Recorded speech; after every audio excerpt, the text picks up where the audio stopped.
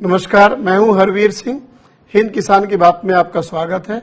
आज हम बात करेंगे किसानों को मिलने वाली सब्सिडी की, जो बहुत जरूरी है, और इसमें भी सब्सिडी उर्वरक सब्सिडी की, क्योंकि सबसे ज्यादा बात होती है खाद सब्सिडी की। असल में सरकार इस मसले पर विचार कर रही है कि जो उर्वरक सब्सिडी है वो सीधी किसानों के खाते में डाल दी जाए, और जितनी तत्परता सरकार इसमें दिखा रही है, लगता है कि शायद हम जल्दी ये अमल होता भी देखेंगे। लेकिन क्या ये जल्दबाजी किसानों का नुकसान तो नहीं कर देगी?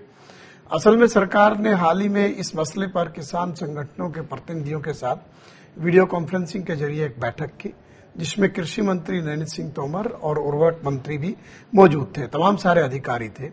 इस बैठक का मकसद बताया गया किसानों के संगठनों की राय जानना कि इस पूरे मसले पर वो क्या कहते हैं। लेकिन किसान संगठनों का कहना है कि जब तक सरकार पूरा फॉर्मूला सार्वजनिक नहीं करती, उनको राय बनाने में समय लगेगा, और वो इस पर कुछ भी स्पष्ट राय देने के लिए उस तरह से तैयार नहीं है। असल में इस मसले पर पिछले दिनों जो पार्लियामेंट की standing committee on fertilizer and chemical है, उसमें जो कनिमोई उसकी अध्यक्ष हैं डीएमके की सांसद, उस कमेटी ने एक रिपोर्ट दी थी। उसमें भी इस मसले पर चर्चा की गई थी। लेकिन कमेटी ने बहुत साफ कहा था कि ये पूरा मसला उत्पादकता को लेकर के है और देश की खाद्य सुरक्षा से जुड़ा हुआ बहुत जरूरी मुद्दा है। इसलिए उर्वरक सब्सिडी की नीति में अगर सरकार बदलाव करना चाहती है, तो इसके पहले तमाम सारे जो संबंधित पक्ष हैं, जो स्टेक होल्डर्स हैं, उनके साथ बातचीत करना बहुत जरूरी है। और लगता है कि इसी मसले पर सरकार ने ये कदम उठाने की बात की, जो फर्टिलाइजर के मसले पर किसान संगठनों से बात की। लेकिन अगर हम देखें, जो उर्वरक सब्सिडी है उसमें धीरे धीरे कमी भी आ रही है, और सरकार या तो पिछले साल का जो संशोधित अनुमान है वहां पर स्थिर रख रही है, या उसमें कमी भी कर रही है। तो ये इसका मतलब सरकार इस मसले पर थोड़ा सा गंभीर नहीं है और इसमें कटौती करना चाहती है। ये चीजें हमें पिछले दिनों जो डीबीटी का एक मॉडल सरकार जिसको सक्सेसफुल कहती है रसोई गैस का, उसमें हमें दिखा भी, और वहां पर सरकार ने एक तरह से सब्सिडी में कटौती की। तो इस पूरे मसले को हम समझेंगे, जानेंगे। हमारे साथ दो खास मेहमान हैं। हमारे साथ हैं भारतीय जनता पार्टी के किसान मोर्चा के उपाध्यक्ष नरेश सिरोही जी। हमारे साथ अजयवीर जाखड़ है, जो भारत कृषक समाज के चेयरमैन हैं। और पिछले दिनों जो मीटिंग हुई है सरकार के साथ, तो उसमें अजयवीर जी उसमें बैठक में उन्होंने हिस्सा लिया था। तो इसलिए कुछ ऐसी बात भी हम उनसे जानेंगे जो उन्होंने रखी और सरकार का रुख क्या है। इस पूरे मसले पर हम अपने मेहमानों के साथ बात करें, उसके पहले देख लेते हैं एक छोटी सी रिपोर्ट।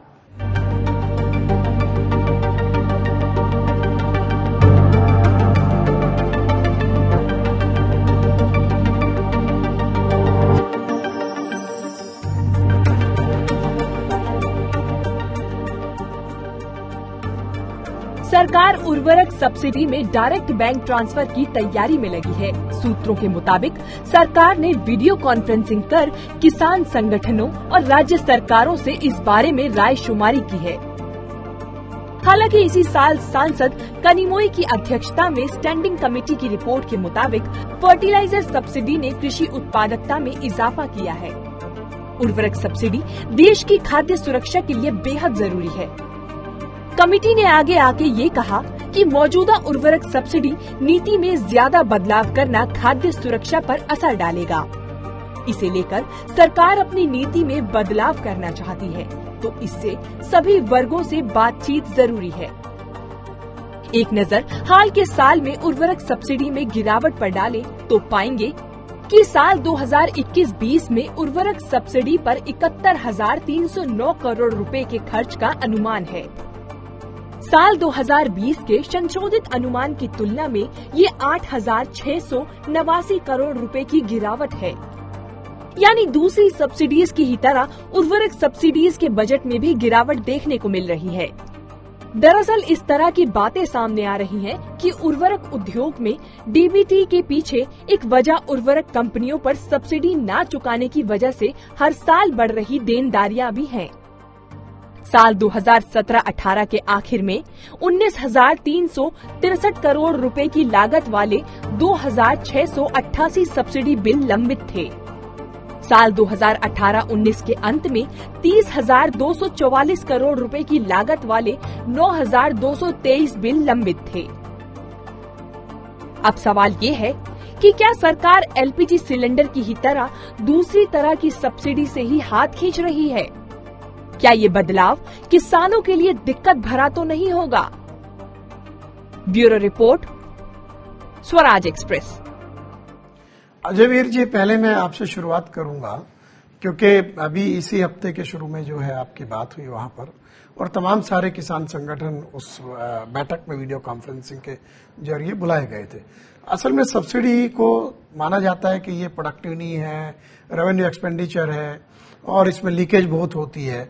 तो ये सरकारें कोई भी हो, और दूसरे खासतौर से हमारे जो इकोनॉमिस्ट हैं और जो सरकारी बाबू हैं, पॉलिसी मेकर जो अफसर बैठे हैं वित्त मंत्रालय में, खासतौर से उनको लगता है कि इसको खत्म करना चाहिए और ये बेकार का खर्चा है जो उनकी बैलेंस शीट पर दिखता है।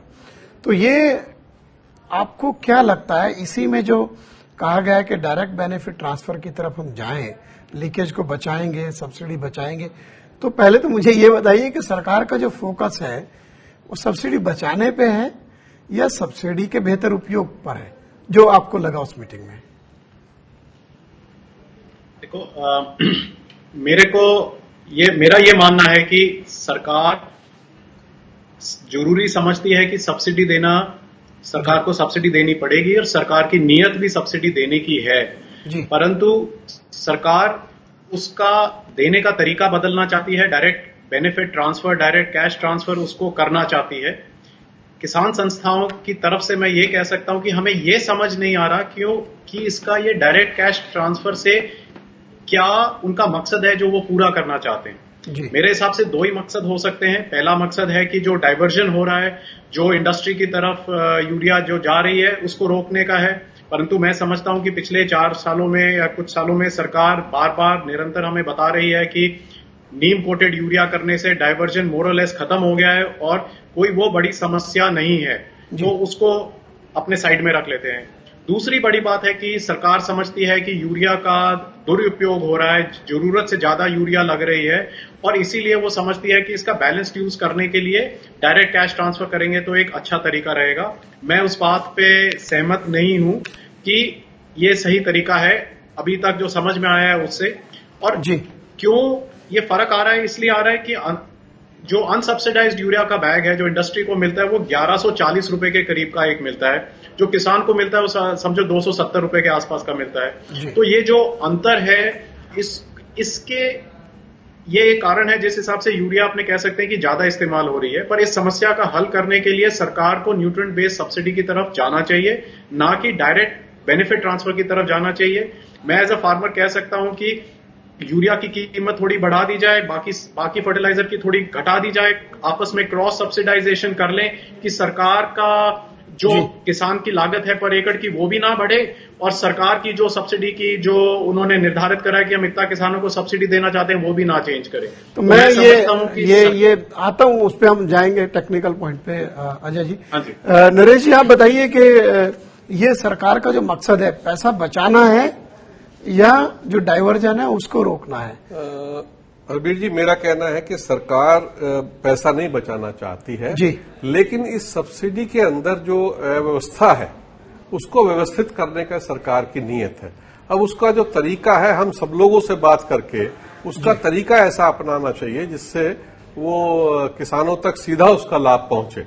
अभी भी किसानों को उसका सीधा लाभ मिल रहा है, लेकिन उसमें से बहुत सारी सब्सिडी जो है वो एक तो जो जैसे अजयवीर जी ने कहा जी कि जो ओवर ड्यूज हम कर रहे हैं खेतों में, उसका इस्तेमाल जो है वो जो बेजा इस्तेमाल है उसको भी रोकना होना चाहिए। और ऐसा नहीं है कि सरकार उसको किसान को कोई नुकसान पहुंचाना चाहती है, लेकिन उसको व्यवस्थित करना चाहती है। वो सोचती है कि सरकार अगर सीधे किसान को दे तो जैसे गैस सिलेंडर में उपभोक्ता को सीधा मिलता है ऐसे है, लेकिन उसमें कुछ इश्यू है जो उसमें परेशानियां आएंगी। जिस तरह से बात निकल के आई है, तो हमने सरकार के साथ पिछली बार बैठक हुई थी फरवरी में, तो उनसे कुछ विषयों पर चर्चा की थी। अधिकारियों ने पूछा था अभी किस तरह से हम सरकार किसानों को सीधे सब्सिडी दे सकती है, क्योंकि सब्सिडी का जो बजट है वो तो आप देख ही रहे कि लगभग 80,000 करोड़ तक पहुंच गया था ये। जी। और 77-78 में जब 60 करोड़ का केवल बजट था और 7-8 में 2007-8 में ये 40,000 करोड़ का पहुंच गया और अब कहां पहुंच गया।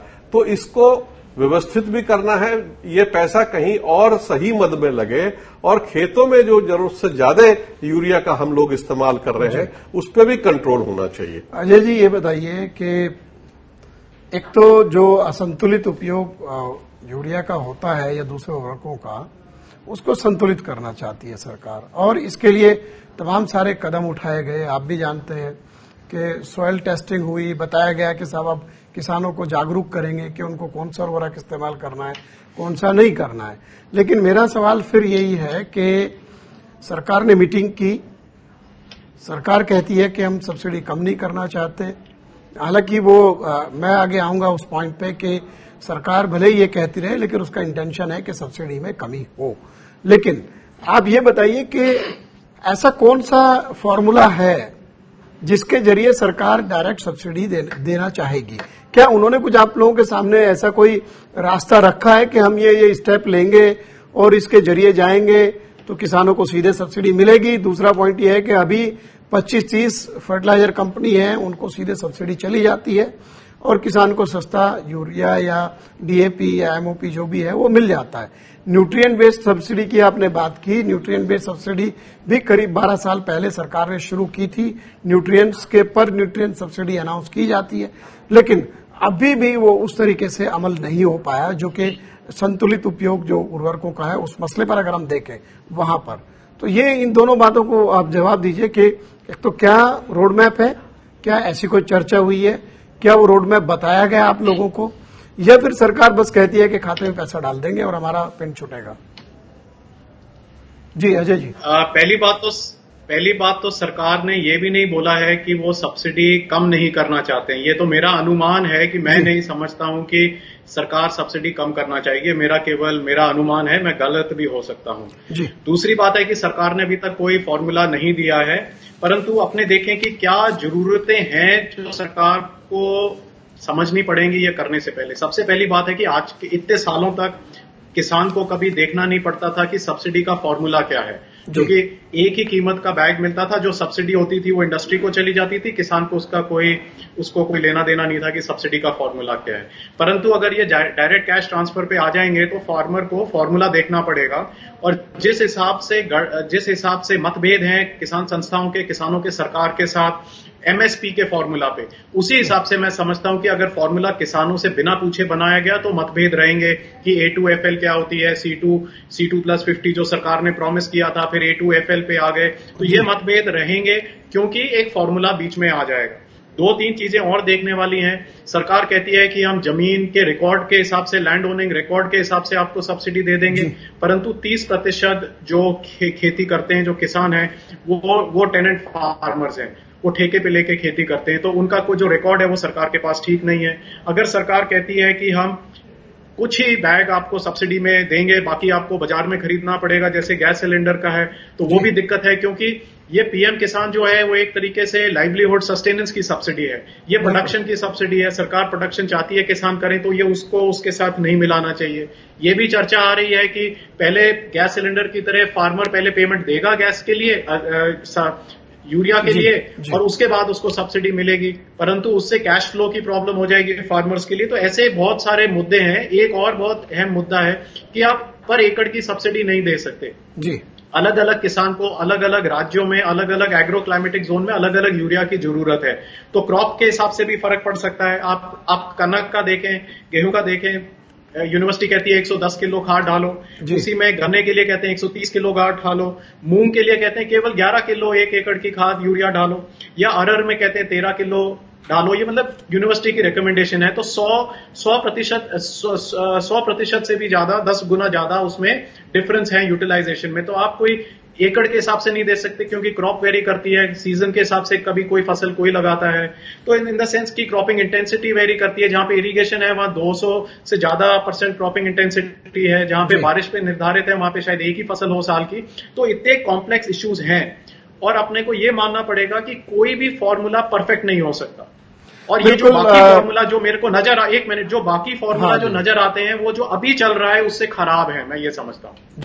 नरेश जी, यही मैं आपसे पूछूं कि क्या फॉर्मूला है वो, ऐसा जादुई छड़ी क्या है जो इस पूरे मसले को हल कर देगी? और जैसे अभी अजय जी ने बताया कि बिकॉज एक तो हमारे देश में इतने एग्रो क्लाइमेटिक जोन है, एक इरिगेटेड अनइरिगेटेड एरिया है, तमाम सारी फसलें हैं जिनकी अपनी अपनी जरूरत है फर्टिलाइजर की।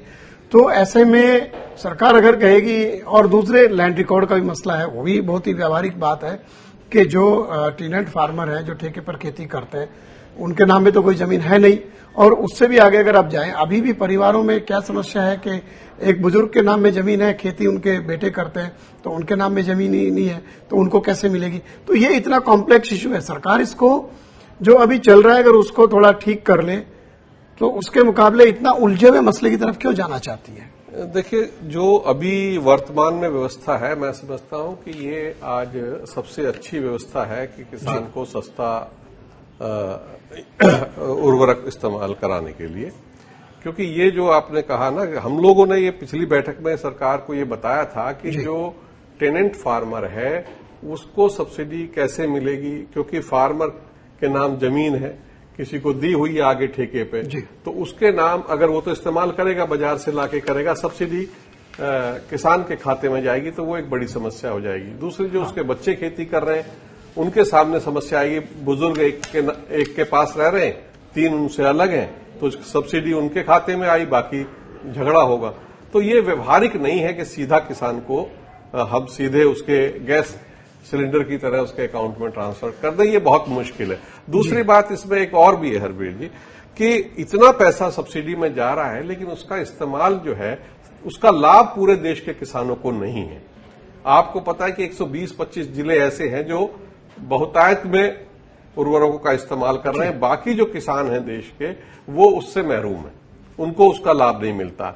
तो ये बहुत उलझा हुआ मामला है, इसमें बहुत समझ के चलना पड़ेगा। देखिए नरेश जी, ये तो एक पॉइंट यहाँ ये भी है ना कि जो इलाके सिंचित हैं, जहां पर जैसे अभी अजय जी बता रहे थे कि जहां पर क्रॉप इंटेंसिटी 200% तक है, तो वहां तो फर्टिलाइजर ज्यादा इस्तेमाल होंगे, उन किसानों का कोई गुनाह नहीं है। और देश का बहुत बड़ा हिस्सा अभी भी ऐसा है जो वर्षा सिंचित है, वहां पर एक क्रॉप होती है, तो उनको कैसे वो फर्टिलाइजर ज्यादा इस्तेमाल कर पाएगा? तो मैं एक आऊंगा आपके पास। अजय जी, ये बताइए कि पार्लियामेंट्री जो स्टैंडिंग कमेटी है उसने भी ये आंकड़े दिए हैं, और हम सबको पता है कि जो फर्टिलाइजर कंपनी है उनको सब्सिडी हर साल पूरी नहीं दी जाती, वो अगले साल में ट्रांसफर कर दी जाती है। कभी 30,000 करोड़, कभी 40,000 करोड़, वो उसको अगले साल मिलती है। और सारी ज्यादातर फर्टिलाइजर कंपनी कहती है कि आप डायरेक्ट किसानों को सब्सिडी दे दो। तो उनका तो मकसद हमें दिखता है कि वो पैसा उनको समय पे मिल जाएगा, क्योंकि किसान पूरे दाम पे खरीदेगा, और वो सरकार की मिन्नतें उनको नहीं करनी पड़ेगी, वो मिनिस्टर या जो सरकारी अधिकारी है उसके चक्कर नहीं लगाने पड़ेंगे जो अभी उनके जिम्मे होता है। और उनको वर्किंग कैपिटल की समस्या आती है। 40,000 करोड़ एक इंडस्ट्री की सब्सिडी बची रहे या 30,000 करोड़ बची रहे सरकार के ऊपर, और सरकार बजट में भी नहीं दिखाती, उसको अगले साल ट्रांसफर कर देती है। कई बार तो ऐसा हुआ जितनी सब्सिडी का प्रोविजन बजट में किया, आधी तो पिछले साल की देनी है उसने। तो वो तो बचना चाहते हैं। तो आप ये बताइए कि ये कुल मिलाकर के अधिकारी और इंडस्ट्री मिलकर तो नहीं चाहते कि भाई ये हमारा पिंड छूटे और किसान भुगतता रहेगा आगे? देखो, मैं समझता हूं कि आज के दिन किसान बहुत डरा हुआ है। पहले तो सरकार ये 3 ऑर्डिनेंस लेके आई है जिससे किसानों को बहुत मुश्किल में डाल सकते हैं, और मैं समझता हूं कि नरेश शिरोही जी भी शायद इस बात पे सहमत हो। आप ये देखिए, पहले सरकार ने पॉइंट ऑफ सेल मशीन की रजिस्ट्रेशन चालू करी, उसके बाद अब जो मैं किसान का डर बता रहा हूं, किसान देख रहे हैं कि सबसे पहले उसने रजिस्ट्रेशन चालू करी, फिर वो किसान को बोलेंगे कि हम एक किसान को एक आधार कार्ड पे 2 या 3 बैग यूरिया के देंगे, उसके बाद उसको बोलेंगे कि पहले इसके पैसे दो, बाद में हम आपको रिफंड करेंगे। उसके बाद ये कुछ ना कुछ करते करते सब्सिडी का कंपोनेंट, जैसे आप बार बार कह रहे हैं कि किसान को बहुत डर है आज के दिन कि सब्सिडी का कंपोनेंट कम हो जाएगा, और किसान का ये भी मानना है कि डीबीटी का केवल एक ही मकसद है कि इंडस्ट्री को सरकार से कलेक्ट करने के बदले ये जो दुख होता है कलेक्ट करने का सरकार से, ये किसान और सरकार को दोनों को आपस में कर दो, किसान अपने आप लड़ते रहेंगे सरकार से, अपनी सब्सिडी लेते रहेंगे और इंडस्ट्री अलग से हो जाएगी। तो ये सब जो आशंकाएं हैं किसानों की, ये सरकार का दायित्व बनता है कि इन सबको सरकार मिटाए। सरकार किसानों से बात करे, जो उनका फॉर्मूला है जो अभी तक उन्होंने दिया नहीं है उसको पब्लिक डोमेन में डाल ले। एक नरेश जी कैलकुलेट होगी। मैं नरेश जी से एक सवाल करता हूं यहाँ अजय जी कि जो हमारे सामने एक सक्सेसफुल फॉर्मूला बताया जाता है डीबीटी का, वो रसोई गैस का है। उज्ज्वला जो बड़ा बड़ा इश्तेहार दिए गए, कई हजार करोड़ रुपए सरकार ने उस पर खर्च किया, अब उस पर सब्सिडी खत्म हो गई है। तो सरकार ने पहले ये कहा कि उपभोक्ताओं को, गरीब लोगों को देंगे, बाकी लोग उसको गिव इट अप करके अच्छा नारा दिया कि बाकी लोग छोड़ दे। उन्होंने छोड़ दी कि गरीबों को जरूरत है मदद की। अब सब्सिडी का मतलब आप किसी को वित्तीय मदद करना चाहते हैं और वो मदद का हकदार है और उसको जरूरत है, ये आपने माना। लेकिन अब देखिए कि जैसे ही पेट्रोलियम प्राइसेस के नीचे गई क्रूड की और सरकार को पैसा बचा, तो सरकार ने अपना पैसा बचाया, उससे उतना ही लिया बल्कि उससे भी ज्यादा लिया। तो आज की डेट में जो गरीब आदमी जो सब्सिडी वाला था वो सिलेंडर का पूरा भुगतान कर रहा है जितने की उसकी लागत आ रही है, बल्कि कई जगह उससे भी ज्यादा। और सब्सिडी जो उसको मिलनी थी वो तो गायब हो गई। कल को ये फर्टिलाइजर में नहीं होगा, इसकी क्या गारंटी है? देखिए अरविंद जी, गैस का जहां तक प्रश्न है वो एक अलग विषय है। नहीं, यहाँ भी फर्टिलाइजर में भी पेट्रोलियम प्रोडक्ट इस्तेमाल होते हैं। जी, इसलिए कह रहा हूँ पूरी तरह से होते हैं, लेकिन किसान को आपको फर्टिलाइजर देना पड़ेगा, इसमें कहीं कोई दो राय नहीं है जी। दूसरी बात, जो शंकाएं अजय वीर जी ने बताई हैं, या एक किसान होने के नाते या किसान संगठन का मैं एक जिम्मेवार अधिकारी होने के नाते मैंने भी ये सरकार के सामने ये सब जो बिंदु है वो रखे हैं कि जो डायरेक्ट अगर हम सब्सिडी देते हैं तो जो सोसाइटी से किसान अभी कर्जे पे यूरिया का बैग उठा के लेके आता है, उसको पूरा पैसा जमा करना पड़ेगा। पूरे पैसे पे ब्याज सोसाइटी लगाएगी, बाद में जब सब्सिडी आएगी तब उसमें से डिडक्ट होगा, तो उसमें किसान को नुकसान होगा। तो हमने निश्चित रूप से सरकार को बताया कि किसान की कौन कौन सी समस्याएं इसमें आएंगी।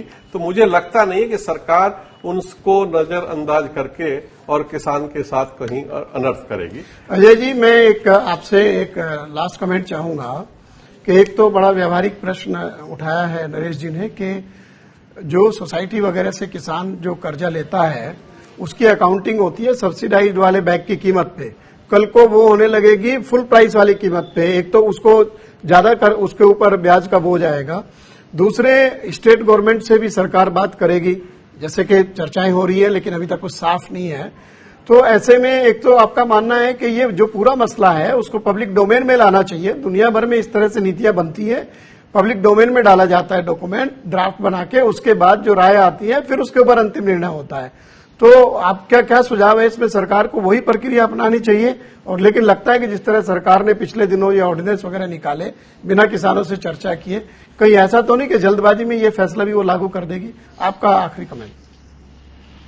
देखो, उससे पहले एक और बात देखने वाली है, समय कम है, कि सरकार के पास एक फॉर्मूला है, रेशियो है 4:2:1। सरकार कहती है कि इस मात्रा में यूरिया यूज होनी चाहिए। अरे भाई, ये हर किसान जानता है कि ये फॉर्मूला 40 साल पुराना है। अब जमाना बदल गया है, अब सोच है कि आपको सॉइल और क्रॉप के हिसाब से न्यूट्रिशन देना पड़ेगा। तो ये फॉर्मूला के हिसाब से रेशियो निकालती है, फिर उसका मिस यूज डिसाइड हो जाता है। सरकार समझती है कि यूरिया ज्यादा इस्तेमाल हो रही है। मैं नहीं समझता हूं कि यूरिया ज्यादा इस्तेमाल हो रही है। ये सरकार की बहुत बड़ी गलतफहमी है, क्योंकि सरकार जिस फॉर्मूला पे डिसाइड कर रही है कि यूरिया ज्यादा इस्तेमाल हो रही है वो फॉर्मूला आउटडेटेड हो गया है। प्रॉपर न्यूट्रिशन से करना पड़ेगा। मैं पंजाब का एक छोटा सा उदाहरण देता हूं कि जहां पे धान की खेती और कनक दोनों का मतलब गेहूं इकट्ठे होते हैं, वहां पे 11 टन फसल तो पैडी और व्हीट की निकल जाती है, 21 टन उसमें से स्ट्रॉ निकल जाता है। तो 250 किलो यूरिया हर एकड़ को, हर हेक्टेयर को चाहिए उसको रिप्लेस करने के लिए। तो हर फसल की रिप्लेसमेंट, सॉइल की क्वालिटी, अगर पोटेशियम ज्यादा है और कुछ ज्यादा है तो उसकी मात्रा कम होगी। तो ये जनरलाइज एक स्टेटमेंट पूरे देश की देने का कोई फायदा नहीं है। पर सरकार को जो भी फॉर्मूला है पब्लिक डोमेन में लाना चाहिए। और एक आखिरी बात है कि हमें नरेश शिरोही जैसे किसान नेता से पूरी उम्मीद है, क्योंकि ये बीजेपी से जुड़े हुए हैं, बीजेपी उनकी सुनती है। हम तो इंडिपेंडेंट हैं, हम तो बाहर बैठे हैं, हम तो हमारी आवाज उठा सकते हैं, फैसला तो इन्होंने करना है, इसीलिए हम इनको भी हाथ में है, इनको भी लेके आए यहाँ पे। नरेश जी, एक छोटा सा कमेंट आपको लगता है कि इस पे अभी और चर्चा की जरूरत है और जो फॉर्मूला है वो सरकार को सार्वजनिक करना चाहिए और राय लेने के बाद आगे बढ़ना चाहिए, जो भी डिसीजन हो। निश्चित रूप से सरकार इसमें पब्लिक डोमेन में इस पेपर को लेके आएगी और बताएगी, और जो हमने राय दी है उस पर भी अपनी वो। और मैं एक बात और कहना चाहता हूं, जो 3 अध्यादेश आए हैं इसमें किसानों को डरने की जरूरत नहीं है। तो इसमें तो ये किसान ठीक है नरेश, बाकी लड़ाई मसला बहुत बड़ा है। और मैं इसी नोट पे अपने दोनों मेहमानों का धन्यवाद करूंगा कि अजय जी हमारे साथ आप जुड़े, बहुत बहुत शुक्रिया आपका, और नरेश जी आप स्टूडियो में हमारे साथ जुड़े, आपका भी बहुत बहुत शुक्रिया। तो कुल मिलाकर के ये सब्सिडी का मसला बहुत ही पेचीदा है।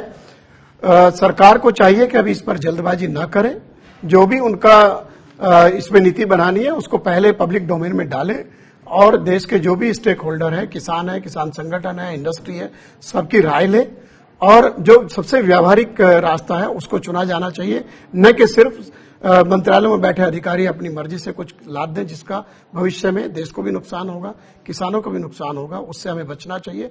आप जुड़े रहिए हमारे साथ स्वराज एक्सप्रेस पर। अगली बार फिर आपके साथ हिंद किसान की बात में एक नए मुद्दे को लेकर हम आएंगे। नमस्कार।